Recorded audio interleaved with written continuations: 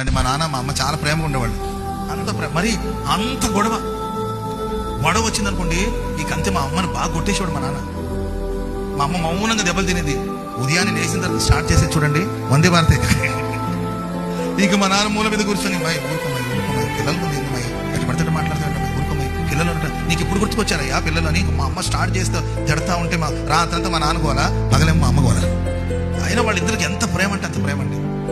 కానీ మా నాన్నగారు సడన్ గా చనిపోతారని ఎవరు ఎక్స్పెక్ట్ చేయలేదు.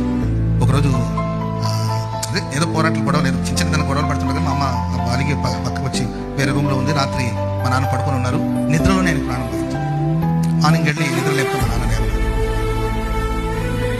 మా అమ్మ ఎంత బాధపడి ఉంటుందంటే నిజంగా అది ఇప్పటికీ నాకు కళలు వెదులుతూ ఉంటుంది.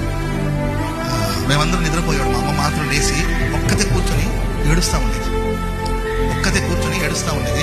శబ్దం లేకుండా. అంటే మేము డిస్టర్బ్ అవుతామని, పిల్లల ముందు ఏడిస్తే ఫీల్ అవుతారు మా పిల్లలని. మా అమ్మ ఒక్కతే కూర్చొని మా నాన్న తలంచుకొని ఏడుస్తూ ఉండేది. సడన్ గా మాకు ఏదో టక్కన వెలుకొచ్చి చూస్తే మా అమ్మ ఒక్కతే కూర్చొని ఏడుస్తూ ఉండేది ఆ మూల మీద.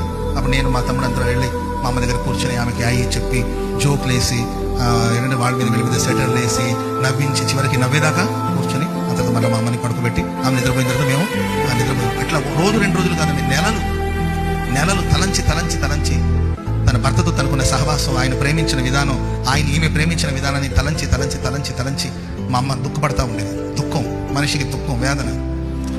ప్రియులారా, ఎప్పుడు ఏడుస్తున్న మనిషిని ఓదార్చాలంటే ఎలాంటి వాళ్ళకైనా ఒకానొక సమయంలో అలాంటి విరక్తి వచ్చేస్తుంది. కానీ ప్రేమైన వాళ్ళరా, వాక్యం సెలవిస్తుంది, దేవుడు మా శ్రమ అంతట్లో మమ్మల్ని ఎందుకు ఆదరించారంటే ఎట్టి శ్రమలో ఉన్న వారినైనాను ఆదరించడానికి మనం శక్తిమంతులుగా మారాలి.